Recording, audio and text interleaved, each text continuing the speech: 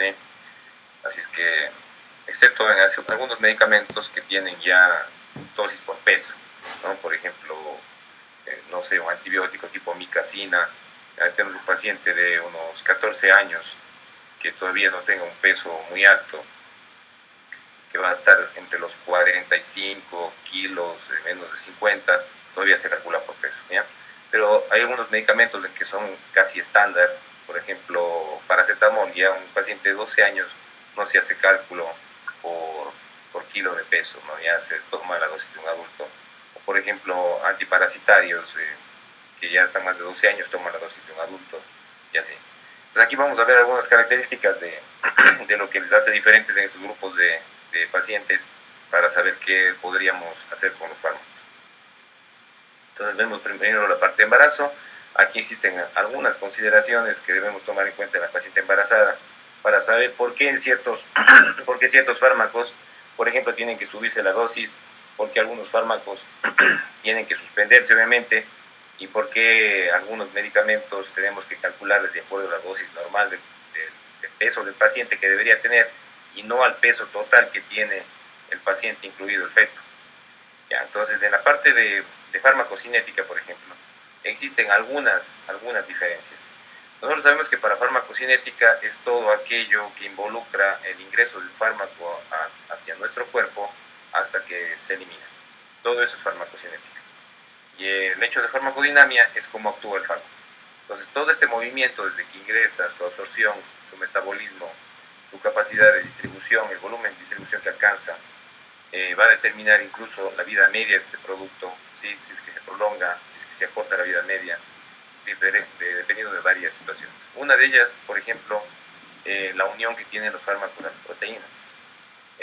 Casi la mayoría de fármacos utilizan a las proteínas para transportarse, ¿ya? Casi la mayoría. Y ese transporte de proteínas en algunos son muy intensos. Son fármacos que requieren, por ejemplo, mucha unión a las proteínas. Por ejemplo, la fenitoína, ¿ya? Tiene gran unión a las proteínas. El paciente necesita tener una adecuada concentración de proteínas plasmáticas para que se transporte. Y ahí nos hace acuerdo de las primeras clases en las que veíamos el volumen de distribución. Y vamos prácticamente a ver al final nuevamente eso, en el que recordamos que el volumen de distribución va a ser inversamente proporcional a la unión que tienen las proteínas. Entonces, si un fármaco se une menos a proteínas, tiene un volumen de distribución hipotético mayor. ¿Sí? Porque mientras menos unión a proteínas, mayor volumen de distribución. Y el volumen de distribución también va a determinar luego la posibilidad de que el producto sea tóxico. Entonces, si nosotros damos medicamentos en un paciente que sabemos que tenemos volumen de distribución aumentado potencial, como es el caso de la embarazada, los medicamentos pudieran llegar a ser potencialmente tóxicos. ¿Por qué tiene la mujer un volumen de distribución incrementado? La mujer embarazada. Porque normalmente, en condiciones normales, sin que tenga ninguna patología, va a tener una hipoproteinemia dilucional. Toda mujer embarazada tiene cambios hormonales y esos cambios hormonales van a determinar algunas situaciones también en la parte metabólica, en la parte endocrina, en la parte emocional, en la parte de regulación del mecanismo de la presión arterial, muchos cambios. Entonces, uno de esos cambios importantes es el hecho de que aumenta ya la cantidad de progesterona para que empiece a darse el mantenimiento del embarazo. Y eso va a determinar también de que aumenten algunas sustancias de esa misma esfera. Una de ellas es la aldosterona. Entonces, las mujeres embarazadas van a tener un hiperaldosteronismo, lo que les lleva a dos cosas. Uno, a retener agua conjuntamente con sodio, y por eso es que mientras más va avanzando el embarazo, tienen también un riesgo potencial, que por suerte no es alto en cuanto a porcentaje, de que hagan presión arterial alta, que hagan preeclampsia. Entonces, esta elevación del volumen plasmático de la mujer, es decir, el aumento de la concentración aumento de la absorción de sodio y aumento del volumen, ¿sí?, de la volemia, hace que las proteínas bajen proporcionalmente, ¿sí? Es decir, en el volumen que ahora tiene la paciente más incrementado, las mismas proteínas que tenía antes no las está perdiendo, simplemente que en porcentaje significan menos, ya son menos. Y por eso tiene una hipoproteinemia dilucional, así como va a tener una anemia dilucional también. porque baja el hematocrito de manera proporcional. Entonces, la bajada de las proteínas de manera proporcional a todo ese volumen hace que la paciente que ingiera un medicamento en dosis altas, ¿sí?, va a tener la posibilidad de que ese volumen de distribución, que está incrementado porque ha bajado las proteínas, sea mucho más alto y tenga posibilidad de toxicidad para ella y para el feto, ¿sí?, o para el embrión, dependiendo de las semanas, para el producto ya menos. Eso también va a depender de que muchos fármacos tienen una mayor potencialidad teratogénica si es que las dosis que damos son dosis altas. Entonces, si tenemos un medicamento que el rango dice 10 a 20 miligramos por kilo, ¿sí?, nosotros no vamos a utilizar de 20 miligramos por kilo, sino idealmente de 10 miligramos por kilo, para tratar de que, sabiendo que el embarazo ojalá no debería tener fármacos de por medio, reciba una dosis que sea apropiada, pero no riesgosa. Así también en farmacología del embarazo tenemos algunas categorías de medicamentos que se les va a poner ya mismo para que podamos ver todos qué categoría pertenece cada fármaco y saber cómo se les categoriza por el riesgo teratogénico. Entonces, en cuanto a la farmacocinética existen cambios. Uno va a determinar la liposolubilidad de los fármacos. Nosotros lo que debemos evitar va a ser fármacos liposolubles.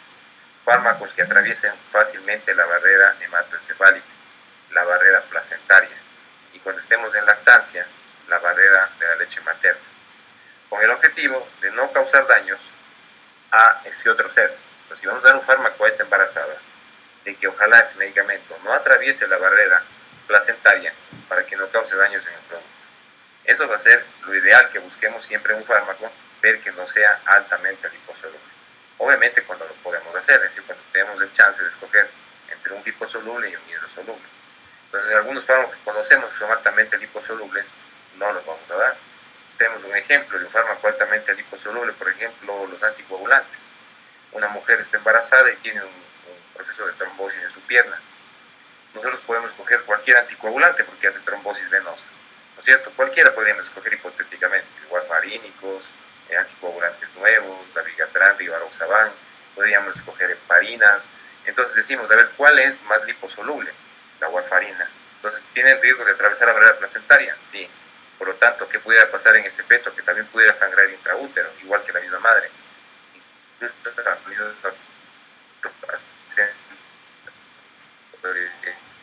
Sangrar, ¿ya? O un sangrado potencial. Entonces decimos, no, evitemos ese, utilicemos un fármaco menos liposoluble. Entonces vamos así con un fármaco como las heparinas, que tienen menos liposolubilidad, que no necesita un metabolismo práctico, que es por vía subcutánea, por dar un ejemplo. Y así existen muchos más fármacos, como por ejemplo antibióticos que atraviesan la barrera placentaria, la barrera hematoencefálica, y van a tener riesgo de causar efectos secundarios en ese producto. Existen otros cambios, por ejemplo, los medicamentos que necesitan transporte, como por ejemplo algunos que tienen, por ejemplo, transporte hacia la placenta, ¿sí? Directamente tienen receptores que aumentan o que se potencian en ese momento, el momento en que la mujer está embarazada, en un órgano que antes no existía. Por ejemplo, uno de ellos es la glibenclamida. Si damos a una mujer embarazada glibenclamida, por ejemplo, esta placenta va a tener receptores ahí, ¿sí?, que van a aceptar a la glibenclamida y que van a producir efectos también de hipoglucemia en el feto. Entonces, por ese motivo, nosotros, si tenemos una mujer embarazada, no vamos a utilizar, por ejemplo, sulfonilurias como la glibenclamida, sino vamos a utilizar medicamentos como la insulina. Ya tenemos otro, unión a las proteínas. Existen muchos fármacos que tienen una alta afinidad a las proteínas. Por ejemplo, las sulfonamidas, por ejemplo, la fenitoína. Si tenemos una mujer con un estatus convulsivo, está embarazada, y nosotros tenemos la dosis ahora de 15 a 20 miligramos por kilo de fenitoína para darle una dosis de carga vía venosa, y sabemos que este fármaco necesita unirse de manera alta a las proteínas, y vemos que el embarazo ya está en la semana 30, en la que ya existe una hipoproteinemia dilucional, entre la dosis de 15 y 20, para la dosis de carga, vamos a utilizar la dosis de 20. ¿Por qué razón no la de 15? Porque está en un estatus, porque está convulsionando, porque tiene riesgo de que ese estatus se prolongue en el estatus convulsivo. Y si utilizamos la dosis de 15, tal vez no tiene éxito porque como necesita unirse a proteínas y esta paciente está con hipoproteinemia dilucional, tal vez no va a tener el éxito que esperamos. Entonces damos una dosis más alta, que sabemos que de hecho según categoría ya no va a ser teratogénica. Vamos a dar la dosis a la velocidad que necesitamos, a la concentración que necesitamos y conseguimos lograr el objetivo, que es controlar las convulsiones. A eso nos referimos. Entonces existen fármacos asimismo que necesitan también una alta unión a proteínas y que en ciertos casos más bien los evitamos para optar por otro que tenga menor unión a proteínas y que la paciente no requiera de dar dosis más altas. Entonces, un caso es un estatus en el que sí requerimos algo rápido y otras en que tenemos chance de elegir, por ejemplo, unas sulfas, elegir entre una sulfa o más bien otro antibiótico, un beta-lactámico. Decimos utilicemos un beta-lactámico que necesita menos unión a proteínas, que no necesita dosis por lo tanto tan altas como si quisiéramos dar, por ejemplo, unas sulfas que sí requiere alta unión, pero sabemos que es una categoría teratogénica de más riesgo, por ejemplo, que los beta-lactámicos. Ya, otras cosas más, por ejemplo, a nivel de metabolismo que pueden requerir ciertos fármacos. Existen ciertos fármacos o sustancias que van a tener o requieren metabolismo en un paso, por ejemplo, a nivel del hígado, algunos que requieren un segundo paso de metabolismo en el mismo hígado o en otros órganos, pulmón, el intestino, el músculo, ¿ya? Y existen, por ejemplo, algunos fármacos o sustancias que aumentan o que tienen un segundo metabolismo a nivel de la placenta o a nivel del mismo feto. Uno de ellos, por ejemplo, el alcohol, ¿sí? El mismo alcohol. U otro de ellos, por ejemplo, la misma fenitoína, que va a atravesar la barrera placentaria cuando están en dosis altas, por ejemplo, de mantenimiento. Entonces, en el caso del etanol, del alcohol, la toxicidad va a aumentar, el riesgo de toxicidad. ¿Por qué razón? Porque se perpetúa el metabolismo, no solamente en el hígado de la mujer embarazada, sino en el mismo hígado del niño. Y por eso es que una mujer alcohólica, que sería en este caso más embarazo, tiene el riesgo totalmente alto de que este hijo nazca con una adicción al alcohol y que vaya a requerir incluso tratamiento de emergencia en el momento en que nazca, porque va a nacer dependiendo de la ingesta de alcohol intoxicado o con síndrome de abstinencia al alcohol. Y así hay algunos fármacos que su metabolismo aumenta a nivel del mismo feto. Por otro lado, tenemos la circulación hay un sistema circulatorio aparte que va a incrementarse entre la circulación fetal venosa, ¿ya? Que va a determinar que los medicamentos ingresen a nivel del hígado de estos pacientes, de estas mujeres embarazadas y de su producto. Así es que lo ideal realmente sería casi no utilizar fármacos en el embarazo, pero se van a necesitar, porque no es que la mujer embarazada está blindada de alguna enfermedad. Pero si son procesos en los que podemos evitar los fármacos, por ejemplo, un proceso de un resfrío, más bien no demos nada, un proceso de un dolor de cabeza leve, más bien no demos nada, un proceso de un parasitismo intestinal que descubrimos que no tiene ninguna sintomatología, pero que existen parásitos. Esperamos que termine el embarazo para ahí dar el fármaco, pero existen patologías propias del embarazo que van a requerir fármacos y algunas enfermedades que ya tenía la mujer que ahora está embarazada y que va a necesitar darse el medicamento, cambiarse o aumentarse la dosis. Existen, por ejemplo, fármacos como ya los que vimos, como la levotiroxina, que si la mujer tiene una cosa muy frecuente, ¿no es cierto?, en nuestro medio también, que es una tiroiditis, está tomando levotiroxina. En el caso del embarazo, la dosis de la levotiroxina tiene que aumentarse. ¿Por qué? Porque va a requerir una mayor unión a proteínas y si es que no aumentamos la dosis, el paciente va a tener síntomas de la tiroiditis y también van a eso afectar al mismo nivel del producto. Los ginecólogos eso ya saben, nosotros los médicos generales también deberíamos saberlo y derivamos a la paciente, por ejemplo, usted es hipertiroide ya, es hipotiroide, tiene que verse con un médico que le va a ver el embarazo, ¿ya? Y bien identificamos el embarazo, derivamos porque no es una paciente estándar que no tiene ninguna enfermedad concomitante. Usted tiene epilepsia, sí, entonces tengo que ver qué es lo que toma para verle si está embarazada ahora, cuál es la categoría del fármaco que se toma y ojalá esperar que no haya estado tomando ácido valproico, por ejemplo, que es el más teratogénico. Ya, entonces, tenemos muchos fármacos que van a actuar en diferentes órganos de la mujer embarazada. Por ejemplo, aquí nos dice el lugar de acción, por ejemplo, un ejemplo, ¿no? La insulina. La insulina mismo sabemos que es un hipoglicemiante, ¿no? Un antidiabético, y que puede tener acción perdón, sobre receptores. De hecho, tiene acción sobre receptores de insulina. Receptores que están en diferentes órganos. Existen ciertos receptores que también existen en unos órganos que en el embarazo se potencian, como por ejemplo en la mama o en el mismo corazón de la mujer embarazada. Entonces podríamos tener la acción de la insulina, que la, por ejemplo, la diabética gestacional está recibiendo ahora, que pudiera tener cierta acción a nivel de mama o de corazón, porque se potencia esos receptores, que en el caso de que no esté embarazada antes no tenía ese tipo de receptores. Existen otros medicamentos, como por ejemplo, terapias que nosotros en cambio queremos que se den el efecto, como por ejemplo en el caso de HIV. ¿No es cierto? Nosotros queremos que llegue la medicación a la mujer embarazada y que llegue el medicamento también al feto, y esos medicamentos van a atravesar la barrera placentaria y justamente estamos queriendo que eso se dé. ¿Ya? Existen, por ejemplo, otro grupo de fármacos como los corticoides, que nosotros vamos a dar a una mujer embarazada. Imaginemos que descubrimos alguna patología autoinmune y estamos dando corticoides. Los corticoides, como son liposolubles, van a atravesar la barrera placentaria y van a llegar a nivel del feto y van a tener también un metabolismo a nivel del feto. Si se obtiene ya el producto, nace el bebé. Después de unos días, si no seguimos utilizando corticoides, el bebé va a hacer una insuficiencia suprarrenal, ¿sí? Por déficit de corticoides. Y así, muchos fármacos que debemos estar atentos a cuál es su farmacocinética y farmacodinamia en la mujer embarazada. Y por eso, cuando nos vamos a cualquier fármaco, tenemos en el Vademécum, por ejemplo, un acápite en el que nos dice embarazo y lactancia y nos da alguna recomendación.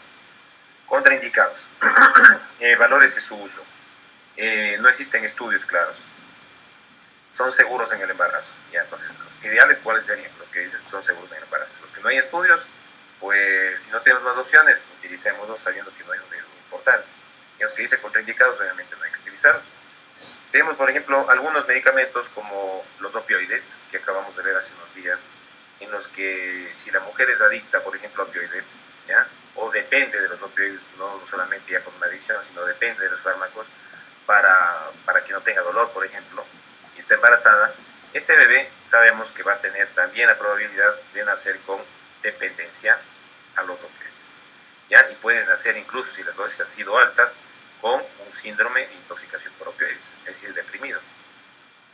Luego tenemos los inhibidores de ECA, que también, por ejemplo, en el embarazo, en ciertos casos los utilizan, pero sería la última opción. ¿Por qué razón? Porque va a tener efectos directos sobre el feto, incluso efectos teratogénicos anatómicos, no solamente funcionales. Hablando de eso, teratogenicidad es toda aquella alteración que se va a dar en ese producto, ¿sí? En el momento del nacimiento o a largo plazo, pero no solamente de lo que a veces comprendemos que es la teratogenicidad anatómica, es decir, que el bebé nazca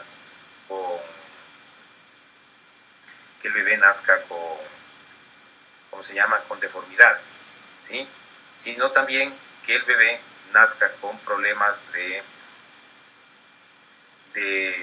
malformaciones, no de malformaciones, sino de alteraciones en el funcionamiento de órganos o sistemas. También es teratogénico.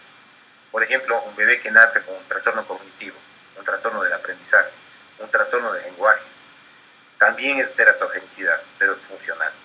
En cambio, si un bebé nace con un labio leporino, producto de fármacos, con por ejemplo, una espina bífida, con una falta de formación de una de las cavidades del corazón, con paladar hendido, con polidactilia, con sindactilia, con hipospadias, con cualquier alteración que sea anatómica, también es teratogenicidad, pero de tipo anatómico. La diferencia está en que la teratogenicidad anatómica se va a dar en las primeras semanas, ¿no? El primer trimestre hasta en la primera mitad del embarazo.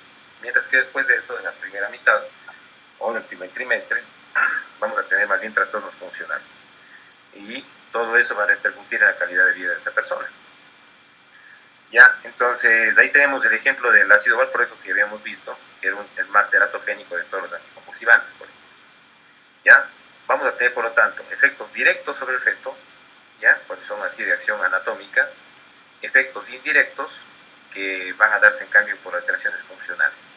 Por ejemplo, deficiencias. Una mujer que esté tomando, por ejemplo, corticoides, como dijimos en un momento, y que por alguna razón, no sé, no se le ha suspendido, cuando lo ideal debía haber sido ya más bien cambiarle o bajarle la dosis mínima, y está tomando dosis alta por alguna razón, ¿ya? El bebé va a nacer con un déficit de cortisol, normal porque tiene su centro, el área del cortisol bloqueado, y el momento que nace va a tener una insuficiencia suprarrenal por déficit de cortisol, lo cual sería ya esperable. Nosotros debemos ser anticipados para manejar a ese producto, que sabemos que van a ser con un problema en eso y debemos estar atentos a eso. Una mujer drogadicta va a nacer con efectos de la droga en ese bebé y así.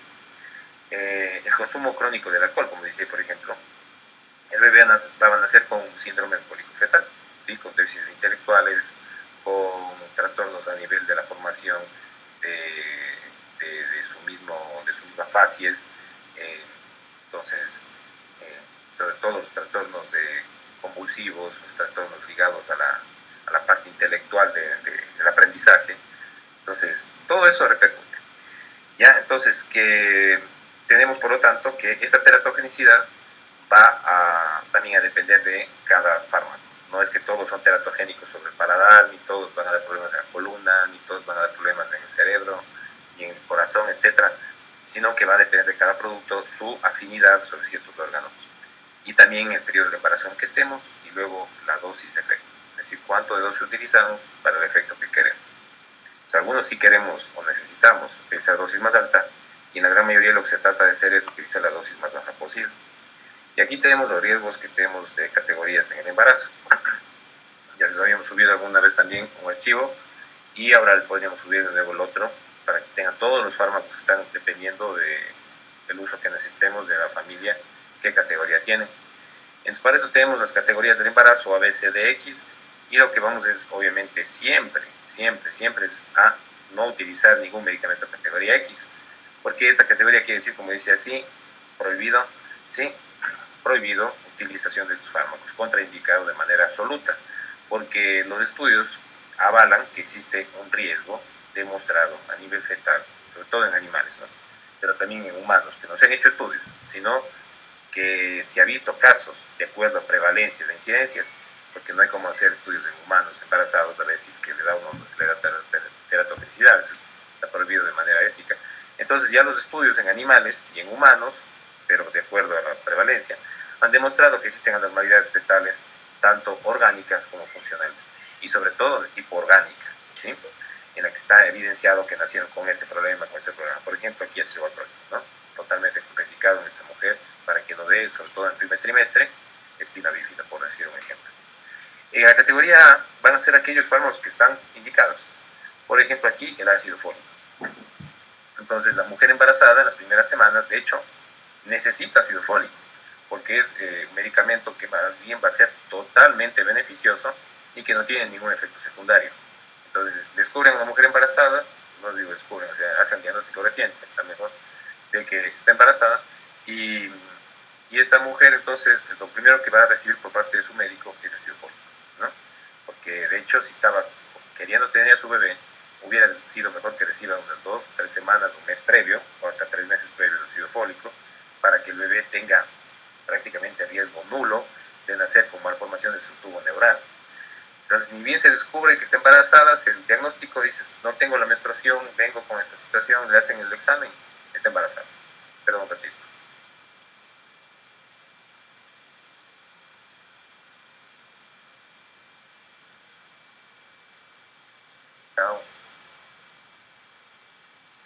Ya, entonces, si esta mujer está ya embarazada, como decía, le van a dar ácido fólico, ¿ya? Precisamente con qué objetivo? Con el objetivo de que todos los estudios demuestran que este medicamento va a prevenir deformidades del tubo neural y que no tiene ningún riesgo. Es una categoría A. Pero existen pocos fármacos que son así de categoría A, ¿no? En el embarazo estamos hablando, esto no está en otros pacientes, solamente en embarazadas. Y luego tenemos ya los de categoría B, en las que estudios en animales sobre todo no han demostrado que existe un riesgo fetal. ¿sí? Algunos estudios de ahí, de tipo no controlado, no sistemáticos, han dicho que podría haber existido ciertos riesgos en mujeres embarazadas. Sin embargo, no existe una prevalencia de casos que haya estado indicando que exista riesgos de teratoxicidad y, por lo tanto, su uso es seguro, ¿ya? En la categoría B. En la categoría C nos dicen que existen algunos estudios en que han indicado que existen efectos secundarios de tipo teratogénico, siempre fijándonos en animales. En la mujer no hay estudios que concluyan que ha existido riesgos en mujeres, sí en animales, y por lo tanto hay un pequeño riesgo. Estamos igual dentro de categoría de animales y hay un pequeño riesgo, pero en mujeres no se ha demostrado este riesgo. Entonces, queda con esa categoría C, un fármaco que si tenemos la opción de escoger entre un B y un C, obviamente escogemos un B. Y si tenemos la opción de escoger luego solamente entre C, decimos ya, escojamos un C, que sabemos que al final no tiene un riesgo nulo, pero el riesgo es muy bajo. Y por lo tanto lo utilizamos, porque los efectos que queremos, sea el beneficio, es mucho más alto que el riesgo. En la categoría D, en cambio, existe ya evidencia que sí han existido riesgo en humanos, pero el beneficio en la mujer embarazada sobrepasa el riesgo. Entonces, sabemos que hay un riesgo, dependiendo de las semanas, el riesgo que pueda causar para esas semanas en las que esté el embarazo. Explicamos al paciente, explicamos a los familiares, decimos que no hay otras opciones, porque no hay más opciones que hemos buscado, y se utiliza este fármaco.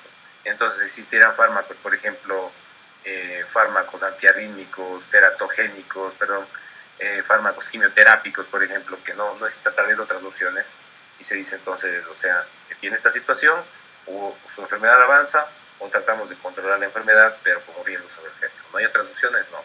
Entonces, ya el médico, obviamente especialista, sabe esto, informa, la paciente tiene que aceptar, y una vez con un consentimiento informado del uso del fármaco, lo recibe, ¿no? Que eso no queda así a la voz, así nomás, ¿no? Tiene que ser con el consentimiento informado de que un documento acepta de que va a recibir este fármaco, y el médico de hecho está teniendo dos cosas a su favor. Uno, que está informando a su paciente de manera adecuada, y segundo, que en caso de alguna situación legal, la mujer aceptó este producto y sus riesgos. Obviamente sabiendo que el médico tuvo todas las oportunidades de escoger entre todos los fármacos disponibles para esa enfermedad y no tenía más opciones y tuvo que escoger una categoría D, ¿ya? Pero lo que sí, categoría X no vamos a utilizarlo porque sería antiético y no se lo va a utilizar. Ventajosamente, casi, mejor dicho, existen pocos medicamentos que son categoría X, por suerte, y por suerte tenemos otros que los podemos suplantar. Entonces, si tenemos una paciente embarazada y está con convulsiones, pues no vamos a utilizar ácido valproico, tampoco queremos utilizar fenitoína, vamos a utilizar o carbamazepina, o más bien utilicemos la motrigina, por decir. Entonces, tenemos BSDX, no escogemos la X y escogemos para la B, dependiendo también de las crisis convulsivas y tantas cosas, ¿no? Entonces, aquí tenemos, en cambio, el trimestre en el que se tiene la mayor riesgo de teratogenicidad y cuál es el problema del daño teratogénico que causa. Ven ustedes que tenemos varios, o sea, no es solamente un tipo de riesgos teratogénicos, no son solamente ciertos órganos y ciertos sistemas. Por ejemplo, las anfetaminas.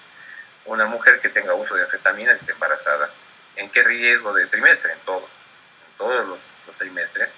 Y si es que está en el último trimestre, incluido el riesgo de que el bebé nazca con intoxicación a anfetaminas. ¿Cómo van a nacer estos productos? Van a tener déficits en el aprendizaje, déficits en el comportamiento, pacientes que pudieran tener luego trastornos psiquiátricos, por ejemplo, explicados por el uso de estas sustancias alucinógenas a la final y estimulantes.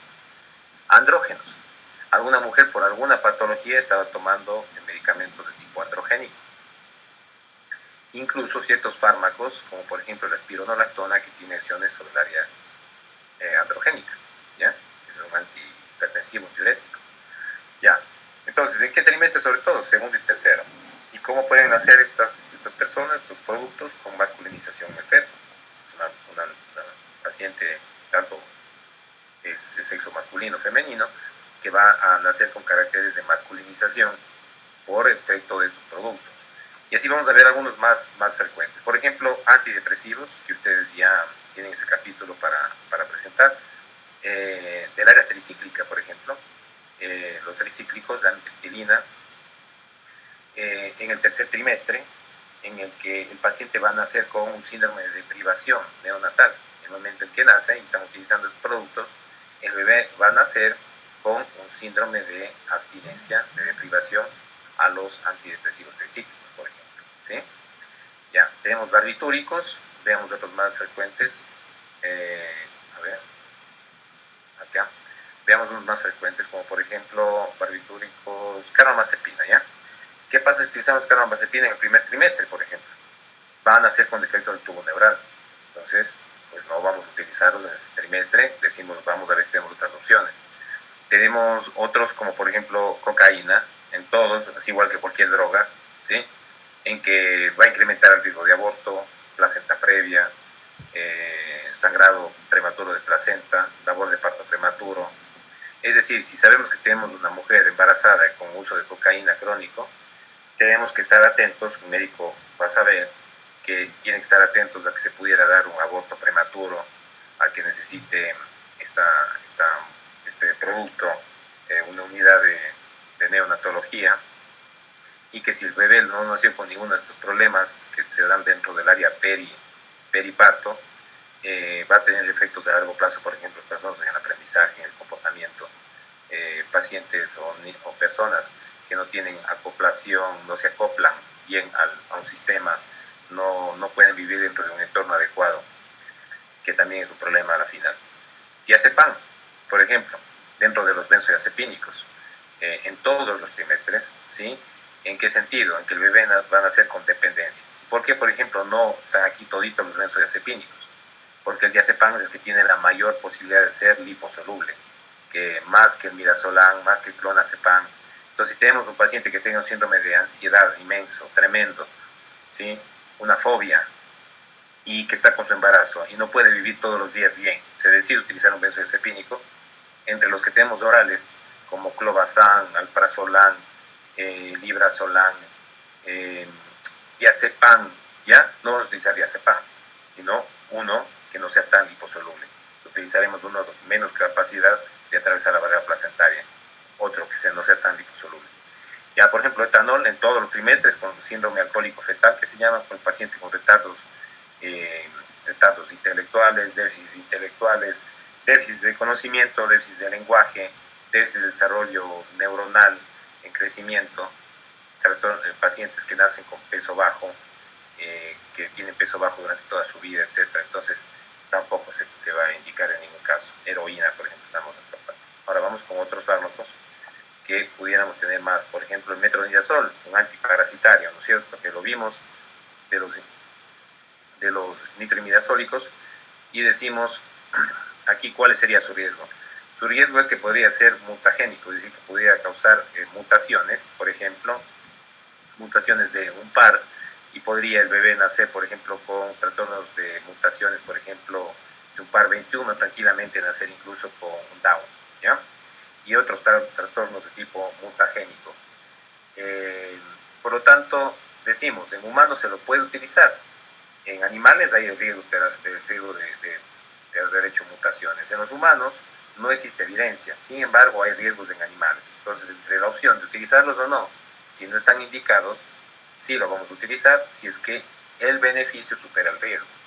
Entonces decimos, ¿cuál podría ser una patología? Por ejemplo, un paciente que tenga un absceso hepático mediano, va a tener que utilizarlo. Pero si el paciente tiene solamente una amebiasis intestinal, pues no lo vamos a utilizar, porque hay este pequeño riesgo que en animales haya existido cambios de tipo mutaciones, y nosotros no queremos jugarnos ese pequeño riesgo. Entonces decimos, no, esperemos, no lo vamos a tratar con este medicamento por ahora. Tenemos otros, por ejemplo, misoprostol, ¿no? Por ejemplo, fenitoína, ¿ya?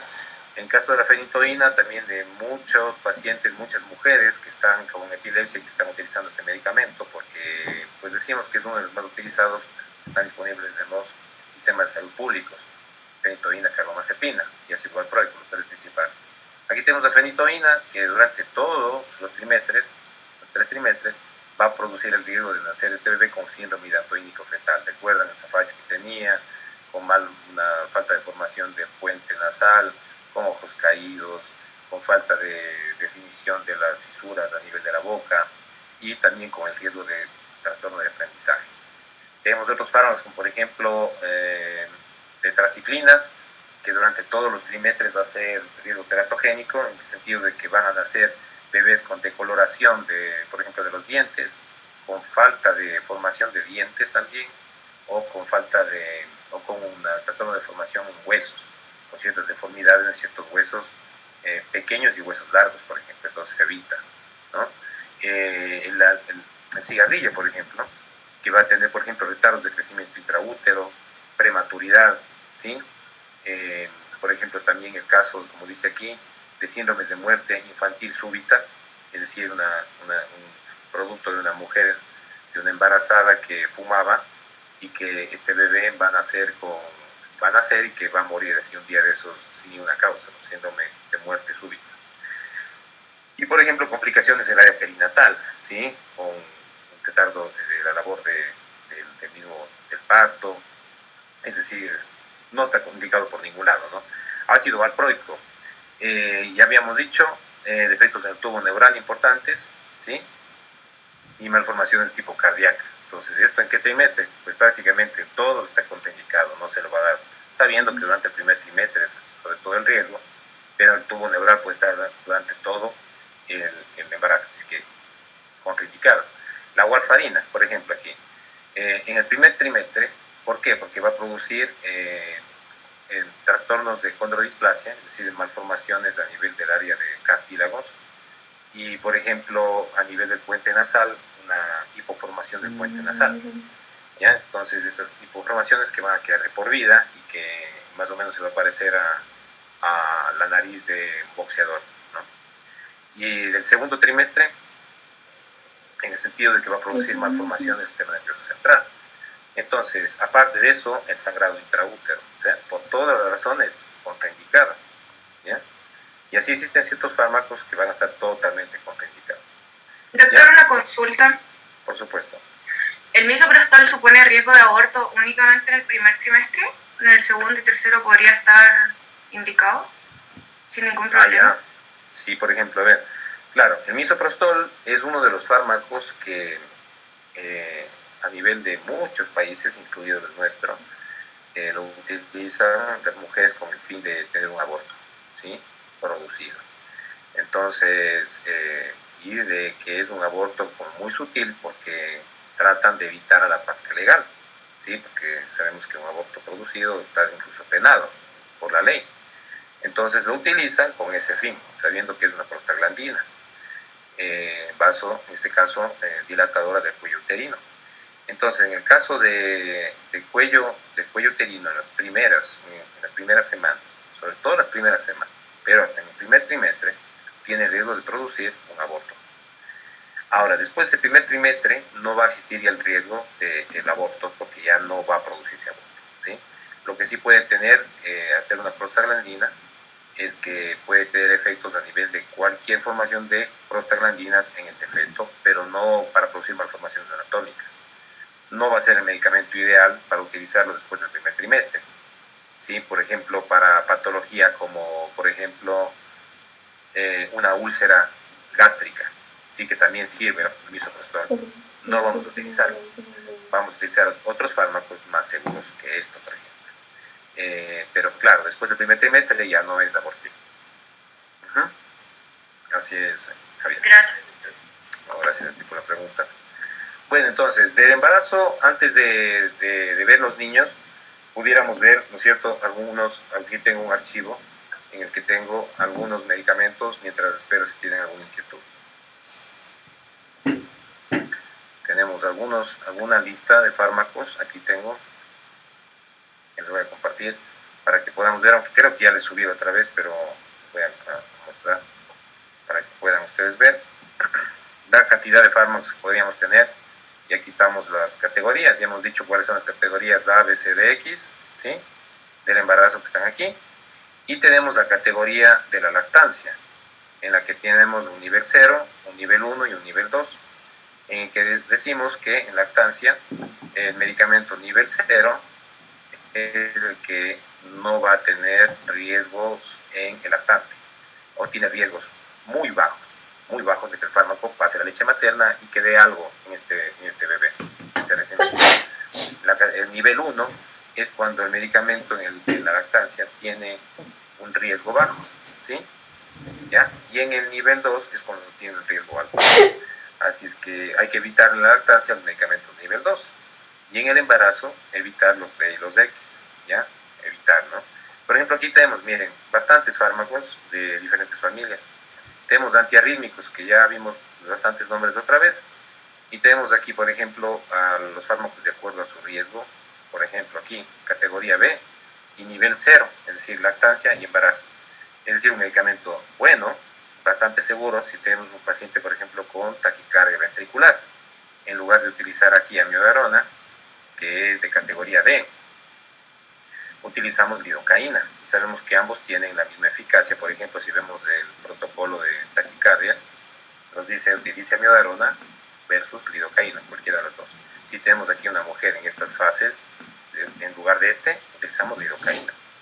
Tenemos otros medicamentos como los calcio antagonistas, como el diltiazem, tenemos la digoxina, digitálico, tenemos la flecainida, ¿no es cierto? También de los antiarrítmicos de Vaughan Williams, de los de canal de sodio, tenemos verapamilo, ¿ya? También calcio antagonista y así. Adenosina, todos estos categoría C, por ejemplo, ¿ya? Entonces, si tenemos un paciente que hace una taquicardia supraventricular, como dice aquí, ¿cuál nos sirve? Lidocaína, amiodarona. Lidocaína es seguro, pero no tiene tanta indicación en taquicardia supraventricular, por ejemplo, para dar un ejemplo. Entonces, en ese caso, ¿qué medicamento utilizamos? El que está más indicado, adenosina. ¿Sí? Adenosina. ¿Por qué? Porque este medicamento, aunque es seguro, no va a tener un éxito en la mujer embarazada. Entonces, en esta patología, taquicardia supraventricular. Entonces, decimos, ¿cuál? ¿Tienes adenosina en la mano? Sí, adenosina. Tengo amiodarona también. No, más bien dame adenosina, porque es más seguro que la amiodarona, por decirlo. ¿Ya? Y categoría X, por ejemplo, este medicamento que casi por suerte ni siquiera se lo utiliza. En antibióticos, que es una de las cosas de que sí vamos a estar siempre ahí con la duda, ¿no es cierto? ¿Qué antibiótico hay que darle?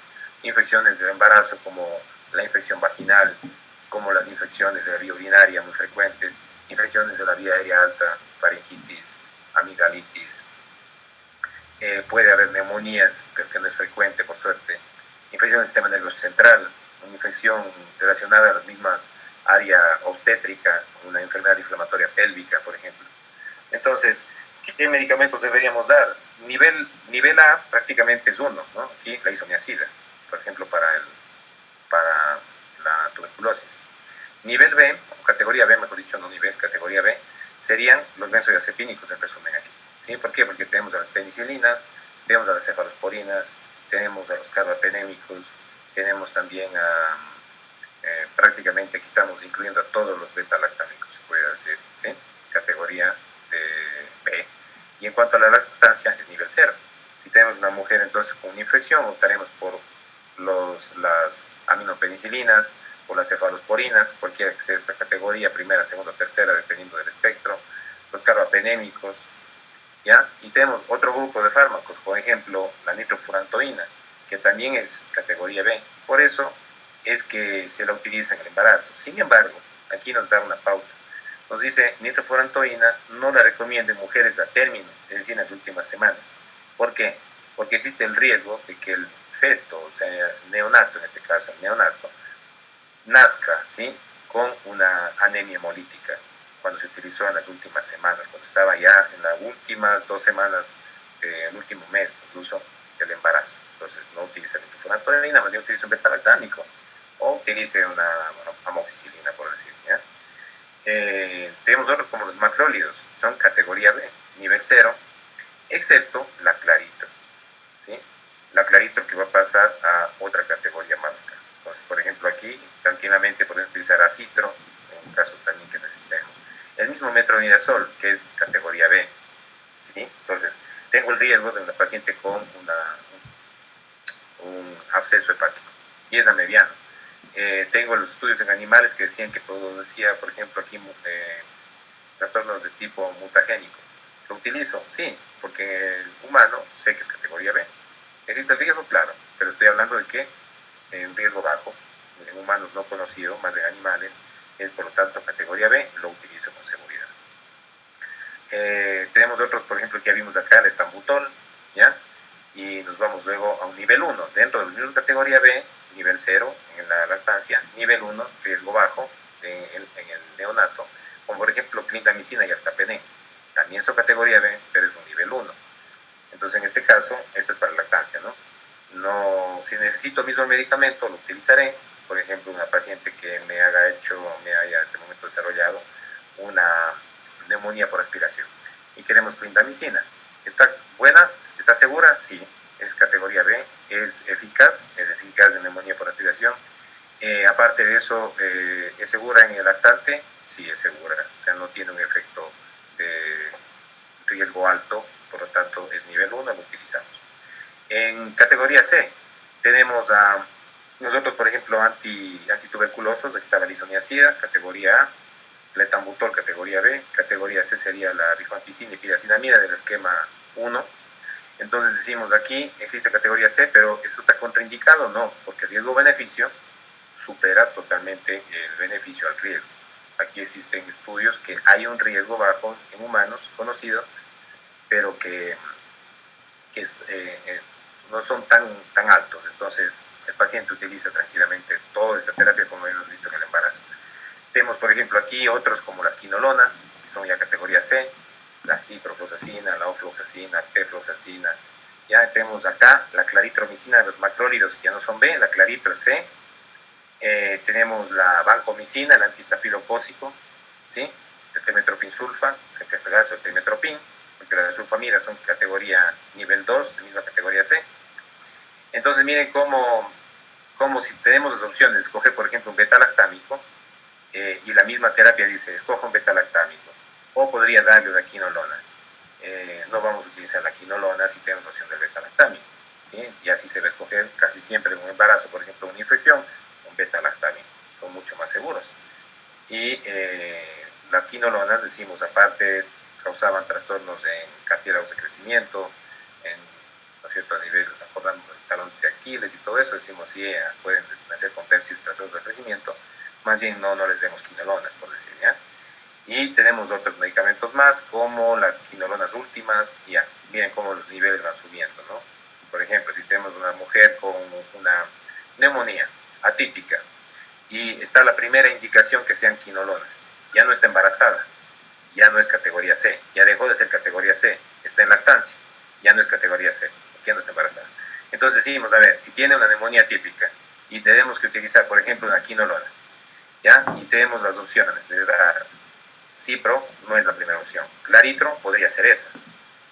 Norfloxacina, vancomicina, no van para esto. Para neumonías atípicas de acá, de los de acá, ninguno. Tengo más opciones, moxifloxacina o levofloxacina. Entonces, si entre esas digo, tengo un nivel 0, más seguro, menos seguro, en el lactante, y tengo esta neumonía típica, por dar un ejemplo, ¿cuál utilizo? La cipro, no. La ofloxacina, no. La claritromicina, sí. La levofloxacina, probablemente, y la moxifloxacina, no. Entonces, si aquí se me ocurre, digo, no, yo tengo moxi, tengo levo y tengo claritro para dar a mi paciente y tengo ampicilina sulfatán. ¿Cuál utiliza una neumonía típica en una mujer joven que está en una fase de lactancia? Pues utilicemos claritromicina. ¿Por qué? Porque ya no está embarazada, ya no es categoría C, es nivel 0 y utilizamos mucho más seguro y tenemos más éxito que, por ejemplo, darle a moxi y BL o darle una cefalosporina de primera que tal vez ni siquiera hace nada. Y con menos riesgo sobre la lactancia, tanto de la levo y mucho más alejados de la moxi. ¿Sí? Por dar un ejemplo. ¿Sí? Por dar un ejemplo. Y en categoría D, prácticamente en antibióticos tenemos a la gentamicina, ¿sí? ¿Cuál más? Tenemos a la micacina, es decir, los aminoglucósidos, tenemos a las tetraciclinas en general, y como nivel 1, estas como por ejemplo tigecyclina, que es para patología y de especialidad. Entonces, estos prácticamente hay que utilizarlos solo en casos en que no hay más opciones, ¿sí? Alguien dice en qué caso entonces, pues de una infección en la que vea que su último antibiograma dice que solo es sensible a gentamicina o a mica, y el paciente está grave. Entonces ya, tengo que utilizarle con el riesgo de que me dé algún defecto sobre el feto, pero no. Opioides. Aquí tenemos los opioides y nos dicen qué categoría pertenece, son categoría C, no hay opioides de categoría B prácticamente, no hay A tampoco, y nos dice a qué nivel pertenece la lactancia, peridina, morfina, oxicodona, cada uno con un riesgo más alto, ¿sí? Nivel 1, por ejemplo, buprenorfina, tramadol, amorfina, si necesitamos, ¿ya? Y otros analgésicos usados muy frecuentemente, paracetamol. Paracetamol es categoría A y nivel 0. Entonces, si una mujer tiene fiebre, si está con dolor, si tiene alguna inflamación, a pesar de no ser un proceso de un medicamento antiinflamatorio, vamos a utilizar mejor estos. ¿Por qué? Porque el paracetamol, la acetaminofén, porque si bien es cierto, no va a quitar la inflamación, pero va a quitar el dolor, va a quitar la fiebre y lo vamos a utilizar en este caso, ¿sí? Y nos dice, por ejemplo, categoría que no está disponible, o sea, no sabemos qué categoría mismo es, ¿no?, de todas estas. Por ejemplo, aquí dentro de la categoría no está disponible, pero nivel 1, por ejemplo, el metamisol, en caso de una fiebre intensa, una mujer embarazada, o ya en nivel 1 que esté lactando. Y los AINES se trata de evitar también en estos pacientes o los riesgos que pueden tener sobre otras esperas, más que por malformaciones de sí. Los antiácidos que veremos en otra clase, ¿sí? Cada uno con un nivel, el misoprostol que estaba acá, ¿no?, que nos dice que es una categoría X, es decir, está contraindicado, sobre todo en primer trimestre, y tiene un nivel 1 en el caso de un lactante. Entonces, tenemos más opciones, como por ejemplo, utilizar aquí un antiácido, por ejemplo, aquí, ¿sí? Vamos a utilizar más bien una categoría B de un antiácido, ¿sí? Damos un antiácido para una gastritis, un problema de una gastritis, o si es que tendríamos, por ejemplo, hidróxido de aluminio, que también vemos en esa clase de digestivo, es una categoría A, es decir, podemos utilizar tranquilamente sin ningún problema. Pero, por ejemplo, si tenemos que utilizar un inhibidor de bomba de protones, como el omeprazol, el esomeprazol, este es de categoría C, es decir, que hay un riesgo ya, riesgo-beneficio, lo utilizamos obviamente, pero si tengo que utilizar, por ejemplo, para una úlcera, un medicamento tipo prostaglandinas, no vamos a utilizar misoprostol, a pesar que esté dentro del protocolo de manejo. En esta paciente sale del protocolo porque es categoría X, sobre todo el primer trimestre.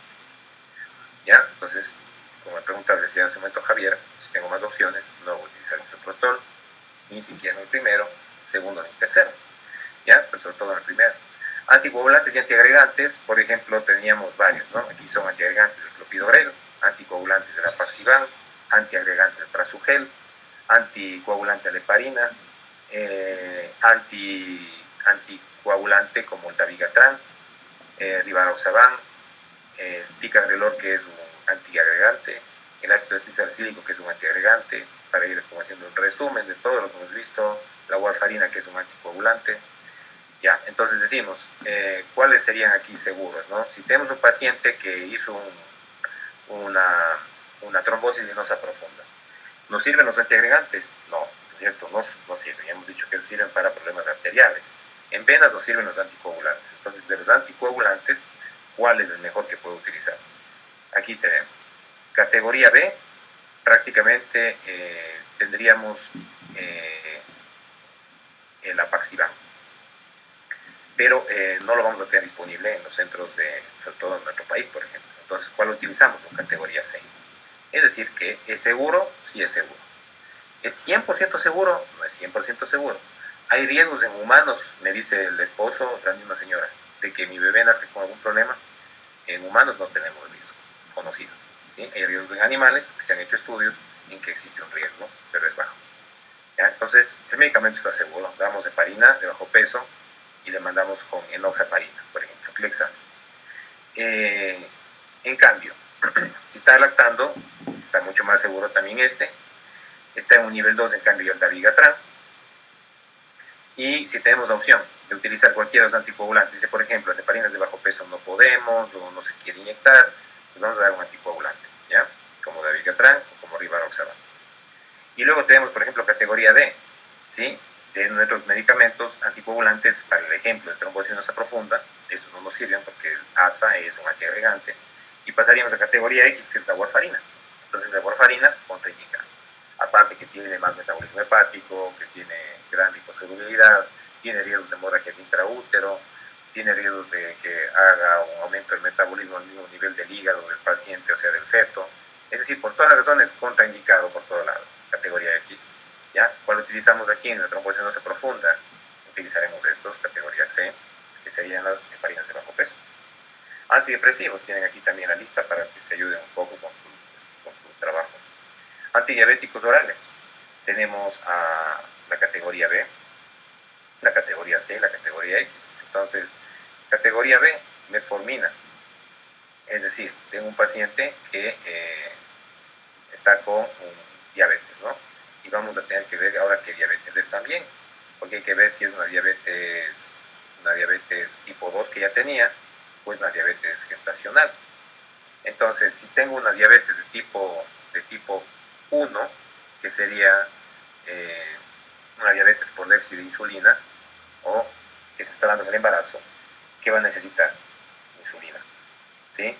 Pero si tengo un diabético tipo 2, una mujer embarazada con diabetes tipo 2, que estaba recibiendo, por ejemplo, metformina, ¿sí?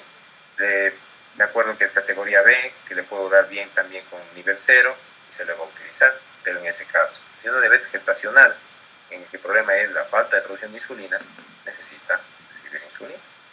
Y aquí tenemos más fármacos, ¿no? Entonces, algunos que ni siquiera los hemos visto, algunos que sí los hemos visto, por ejemplo, como la glibenclamida, que es categoría C.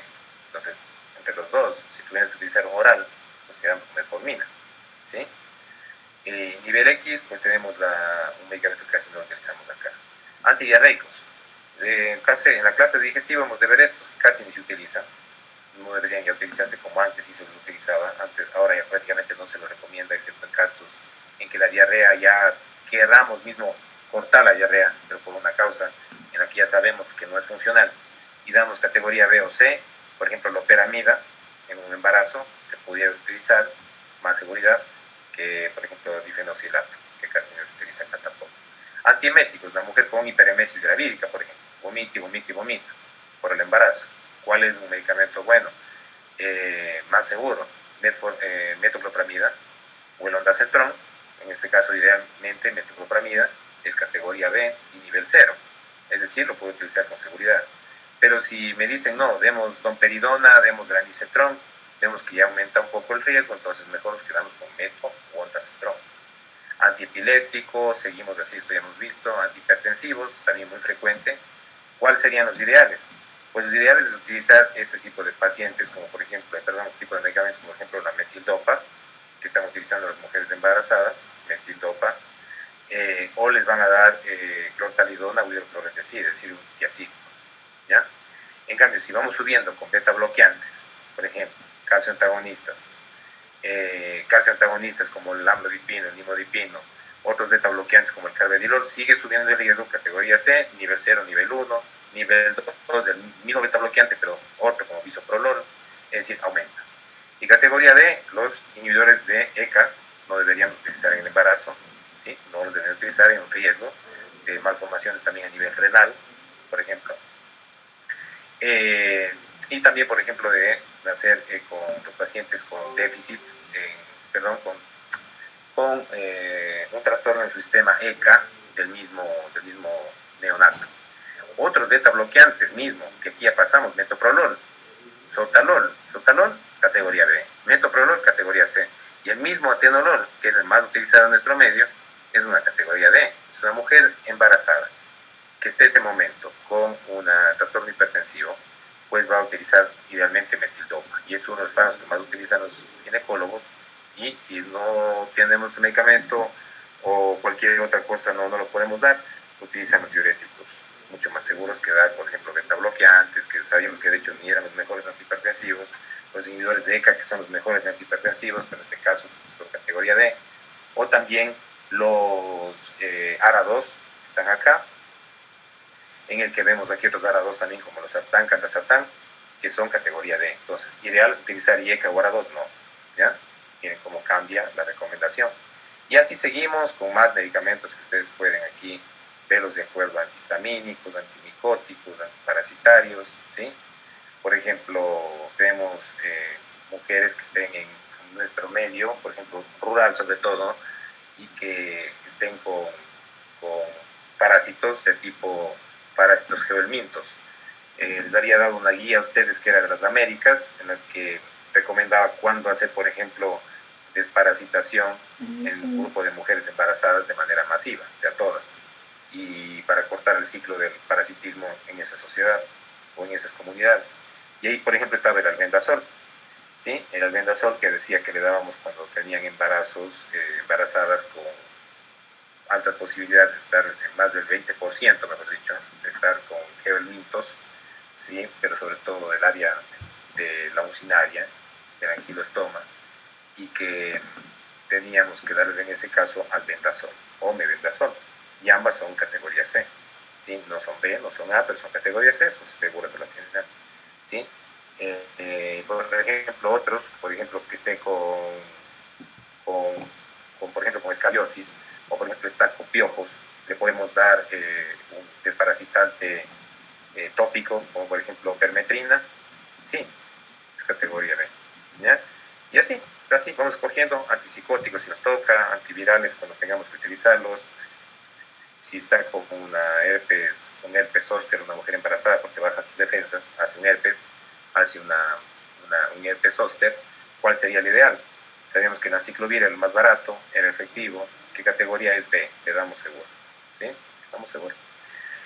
Corticoides, por ejemplo, utilizar la prednisona no es lo ideal en una mujer embarazada. Entonces, si vamos a utilizar un medicamento, por ejemplo, una asmática, nos acaba de hacer una crisis asmática severa, y está dentro de la guía utilizar prednisona por unos 7 días a su casa, 1 miligramo por kilo vía oral, es categoría D, decimos, no, más bien demos metilprednisolona, demos dosis baja, y mandemos a su casa el momento en que podamos sacar la metilprednisolona, ¿sí?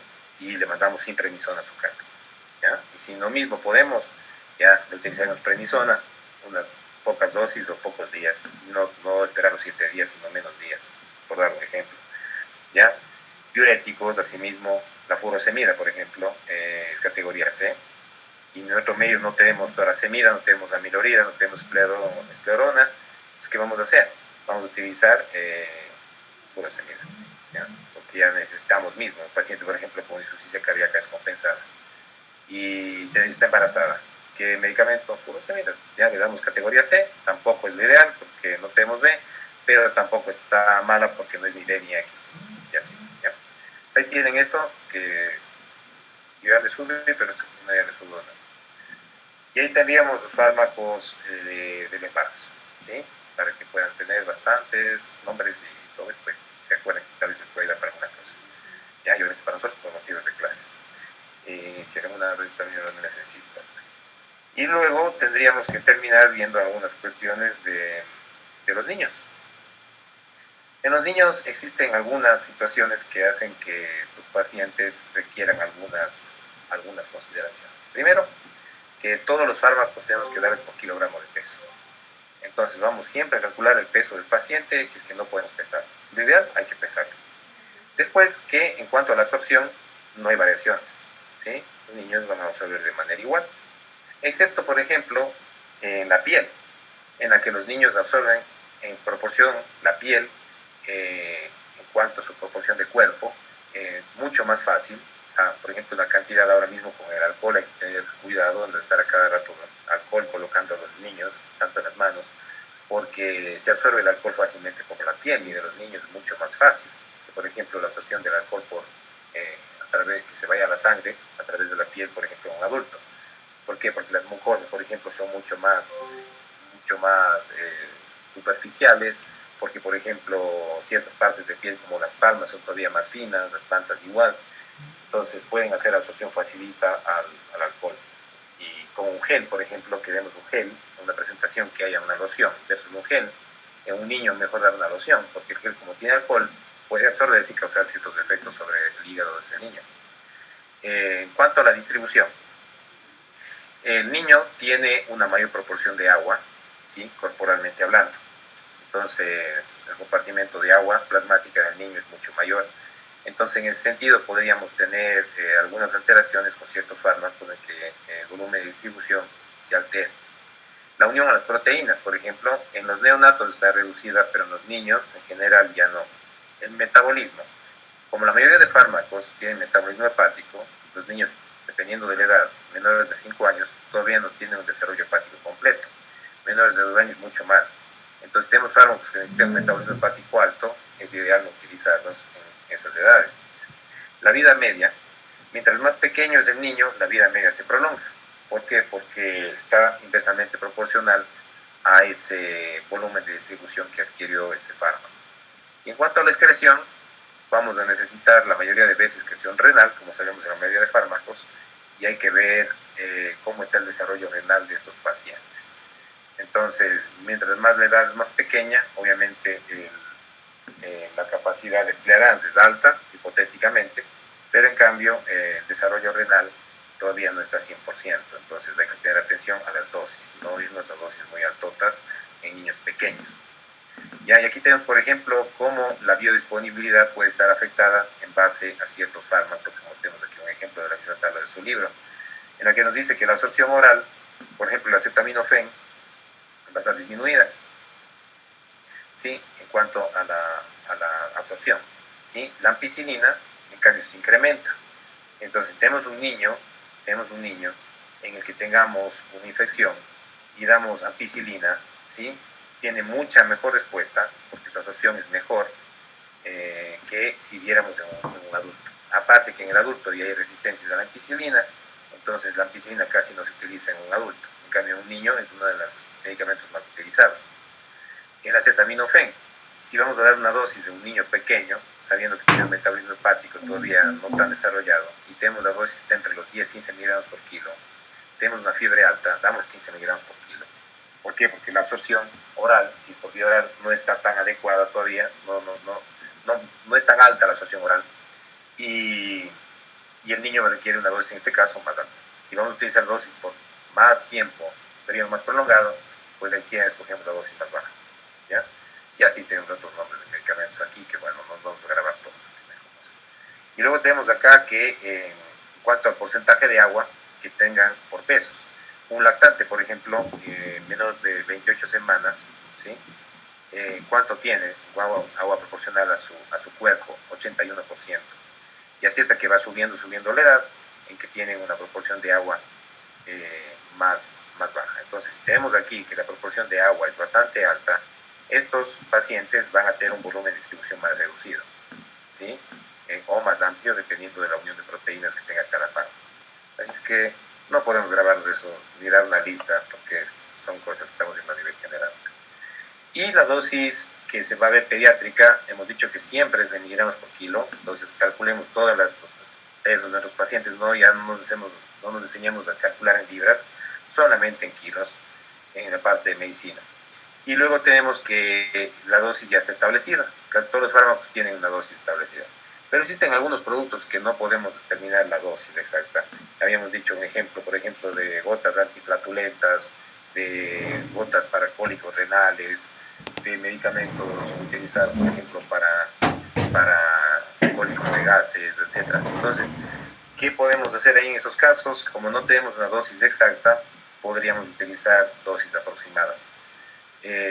Por ejemplo, en el caso de gotas, que es la mayoría de productos que vienen para los niños pequeños, en las que no tenemos estas dosis exactas, decimos de 1 a 3 gotas por kilo y hasta la dosis, ¿ya? Entonces tenemos un medicamento, tenemos aquí Neogasol, y esto es para un paciente pediátrico, y ahora, ¿cuánto debo darle de esto? O sea, realmente no sé la dosis, ¿no? Y un adulto, entonces decimos, ¿cómo le damos? Vamos a darle 1 gota, 3 gotas por kilo. Podríamos utilizar por promedio 2 gotas por kilo, le damos, ¿ya? Y siempre calculando por kilos. Pero también tenemos algunos casos en los que no existe una dosis tan establecida. Son pocos productos en los que no hay una dosis tan establecida y nos deja un poco de dudas de pacientes pediátricos cuál mismo será la dosis para este paciente. Porque veo, reviso y digo, y ahora no tengo una dosis exacta en este grupo de edad. ¿Qué podríamos hacer? Hacemos un cálculo con esta regla de Clark, que es conocida, que es en base al peso, ¿ya? Y siempre nos va a dar una dosis un poquito más baja para que no nos salga potencialmente tóxico.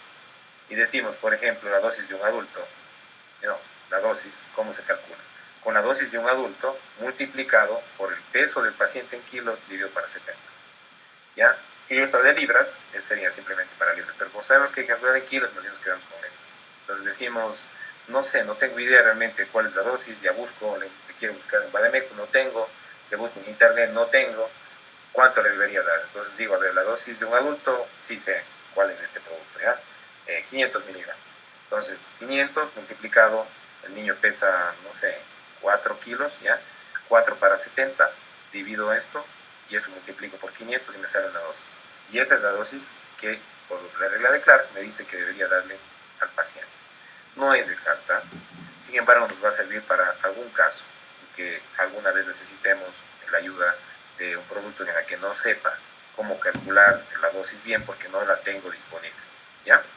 En la gran mayoría vamos a tener la dosis. Y aquí tenemos otra regla también que podríamos variar, que nos dice nuestro libro. Por ejemplo, la dosis del adulto multiplicado por la edad en años, ¿sí? Sobre la edad más 12. ¿Cuándo puede ser útil esta? Cuando, por ejemplo, el peso del paciente no esté muy seguro o le veo con bajo peso, ¿ya? Digo, el peso, no tengo balanza, pero por peso deberías tener tanto, según la fórmula de pesos. Pero digo, tampoco no estoy muy seguro porque le veo como muy flaquito a este paciente. Entonces vamos más bien también por edades. Podría ver si es que me da por edades. Y si tenemos, por ejemplo, por dar un ejemplo, que tengamos una dosis de 500 miligramos aquí que tome un adulto, ¿ya? Y decimos que esto vamos a multiplicar y el niño tiene 2 años, ¿ya? La edad en años dividido para la edad más 12, sería para 14. Entonces dividimos 2 para 14, me sale, no sé, 0.16, no sé cuánto, 2 para 14, me dice 2 dividido para 14, ¿ya? 0.14. 0.14, eso multiplico por 500 miligramos, que era la dosis del adulto, y me sale 71 miligramos, ¿ya? Entonces, en este caso, me sale aquí que la dosis para este paciente de 2 años sería 71 miligramos. Y si la dosis del adulto era 500 miligramos cada 8, imaginemos que sea un antibiótico, ¿ya? Imaginemos. Entonces digo, me voy al peso del paciente, para el peso está recomendado este medicamento cada 8, cada 12. Entonces queda con 71 cada 12 horas por paciente. Ya no tenía más opciones, no tenía dónde más ver, ya busqué. Con el internet ahora es mucho más fácil, muchas cosas, pero en ocasiones puede ser que no tengamos todo disponible y la dosis del paciente no la tenemos segura, no tenemos un Vademecum, etc. Podríamos calcular con estas dosis aproximadas por la regla de Clark o por el peso, en este caso, aproximado que ven aquí ustedes. ¿Sí? Ya. No sé, ¿preguntas de esto? Eso es todo. Eso es todo en cuanto a la parte general de estos dos temas, ¿sí? Obviamente hay más consideraciones, mucho más finas en algunos casos, y cada tema puede tener una consideración, ¿sí? Si nos ponemos a ver cualquier tema que ustedes quieran, en la mujer embarazada va a tener unas consideraciones por ahí, y en el niño también pues hay algunas consideraciones más, pero para tener ya una idea bastante general y no estar en cosas más finas, tenemos esto que les puedo presentar. Eduardo, Víctor Eduardo. Doctor, me pregunto, en la anterior diapositiva decía algo sobre la expresión y usted dijo algo sobre el clearance, pero la verdad se me cortó, no lo escuché. ¿El clearance en los niños era mayor o era menor o simplemente estaba alterado? El clearance va a salir un clearance siempre alto en el niño, ¿no? Porque si vamos con la fórmula de clearance, vemos que el niño tiene unas altas posibilidades de tener siempre clearance bastante altos y no vamos a tener riesgo en ese sentido.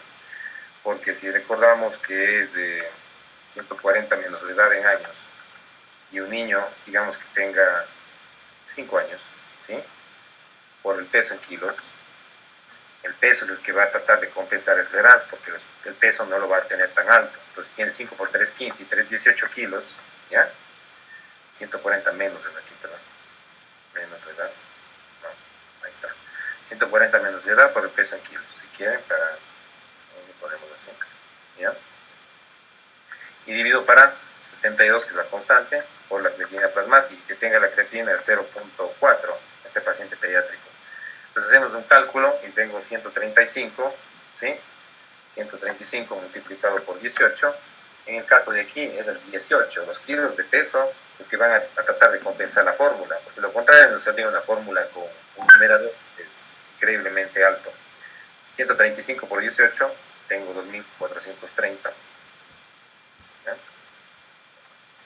2430, para hacer más grande esto. Y esto va a ser dividido para 72 por 0.4. Me sale 72 por 0.4. Sale 28,8. 28,8. Entonces, ahora sí, si divido 2430 para 28,8, me sale un clearance de 84. Calculado, ¿no? Ya, entonces, veo que es un clearance, ¿sí? Que siempre va a tener que salir más de 50. ¿Sí? Siempre va a tener que salir más de 50.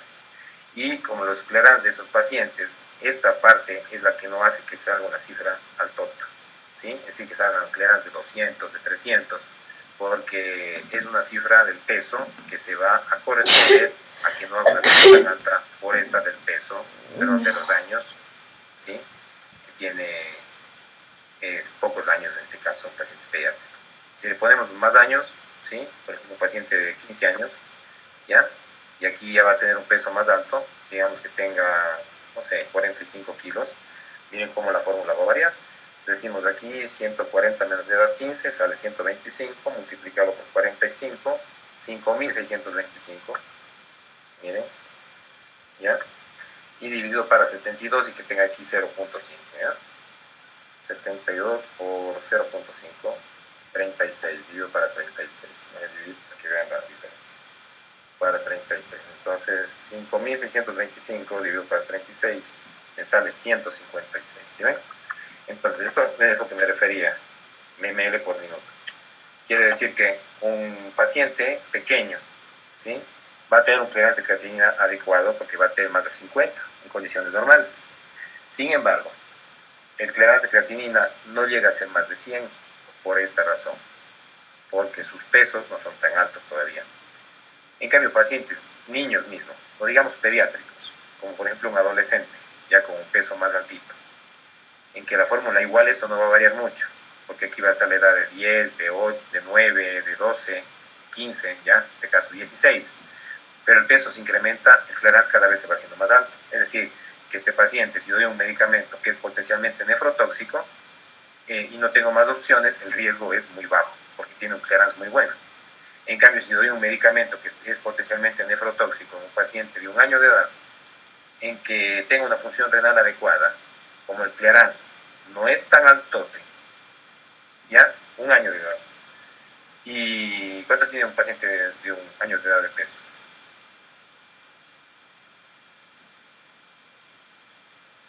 Tal vez unos 9 kilos. 1 por 2 y 8.5. 10.5. 10 kilos, ¿ya? Mire, entonces, 72 y que tenga la creatina adecuada, ¿ya? Entonces, hacemos el cálculo, aquí me sale 139 multiplicado por 10, mira cómo varía, 1390, ¿sí? A eso me refiero. Entonces, esta cifra va a ser mucho más baja, ¿sí? 72 por 0.4. A pesar de tener una buena función renal, la creatinina está muy bien, está excelente la creatinina, pero en cuanto a peso y en cuanto a clearance, es decir, capacidad de eliminación de un producto, ¿ya? Me dice que tengo 48, ¿ya? Entonces estoy utilizando el mismo medicamento que es potencialmente nefrotóxico, como por ejemplo que necesita una gran capacidad de eliminación por vía renal como amicacina, como gentamicina, y el bebé tiene esta edad de 1 año. Si bien es cierto, su creatinina está normal, sin embargo, su capacidad de excreción renal no es la mejor para este producto, pues, porque es potencialmente nefrotóxico. Entonces, en este caso, en esta edad, este medicamento se convierte en un riesgo, a pesar de tener una creatinina adecuada. A eso nos referimos cuando tenemos que valorar entre las de creatinina de los pacientes. Y valga la oportunidad que me hace la pregunta para recalcar esta definición. Entonces, siempre que tengamos un cálculo de clearance en edades bajas, tenemos que saber si el producto es nefrotóxico. Si es nefrotóxico, aquí está un claro ejemplo de ver cómo el medicamento puede llegar a ser riesgoso. Por lo tanto, no es la primera opción, tendría que ser otra opción. Un medicamento que no tenga una alta expresión renal o un medicamento que no tenga potencialidad nefrotóxica. Si en cambio más grandecitos, pues ya mejora y está totalmente, ¿sí? No tenemos riesgo.